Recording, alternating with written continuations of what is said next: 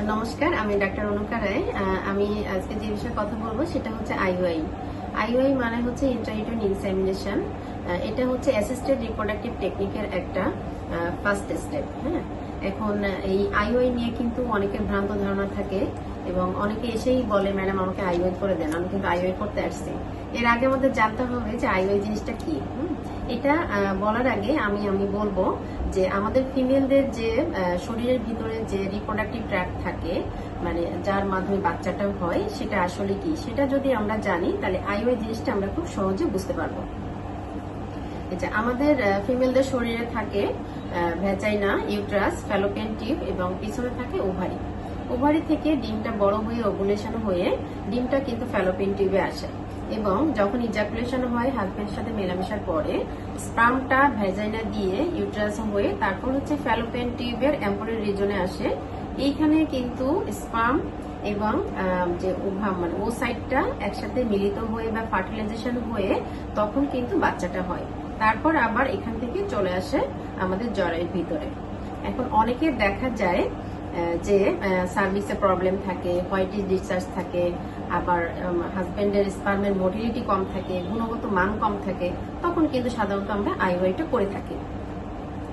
এখন আইওআই বলবো আমি অ্যাসিস্টেড রিপ্রোডাক্টিভ টেকনিকের প্রথম এবং সহজতর একটা ধাপ, যেখানে পুরুষের স্পার্মটা প্রক্রিয়াজাত করে আমরা সরাসরি একটা চিকন ক্যাথেটারের মাধ্যমে ফিমেল পার্টনারের জরায়ুতে প্রবেশ করে দেয় যখন ওভুলেশনের টাইম হয়। এক্ষেত্রে কি হয় যে স্পার্মের যে গতিপথ এটা কমে যায় এবং ফার্টিলিটির হার বেড়ে যায়। এখন কখন আমরা এই আইওআইটা করে থাকি? আইওআইটা মেইনলি আমরা করে থাকি যখন হচ্ছে মাইল্ড মেল ইনফার্টিলিটি, অর্থাৎ স্পার্মের কাউন্ট কম, মরফোলজি অ্যাবনর্মাল, মোটিলিটি কম, তখন আমরা করে থাকি। আরেকটা ব্যাপার বলবো যে আনএক্সপ্লেইন কজ, মানে মেল ফিমেল পার্টনারের কোনো ধরনের কোনো কারণ নাই ইনফার্টিলিটি, সেক্ষেত্রে আমরা সাধারণত বলি যে আইওআই করেন।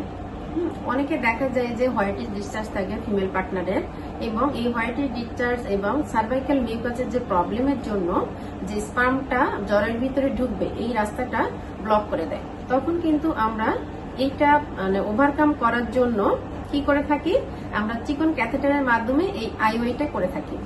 তখন ফার্টিলিটিটা সহজ হয়ে যায়।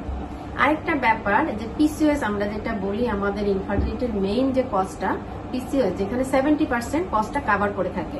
এখানে অনেক ডিম থাকে বাট কোনো ডিমই বড় হয় না, কিন্তু আমরা যদি ইন্ডাকশন দিয়ে ওষুধ দিয়ে এটা বড় করতে পারি তখন কিন্তু একটু এক্ষেত্রে আমরা আইওআইটা প্রেফার করে থাকি যে আইওআই করতে পারেন এখানে। আরেকটা ক্ষেত্রে করি ইরেকটাইল ডিসফাংশনের ক্ষেত্রে। ইরেকটাইল ডিসফাংশনটা সাধারণত এখানে স্পার্মটা ঠিক মতো মানে জরায়ুটা পাস করে টিউবে যায় না, এক্ষেত্রে আমরা আইওআই করি। তাহলে আমরা জানলাম আইওআই জিনিসটা কি এবং কাদের ক্ষেত্রে আমরা আইওআই করে থাকি।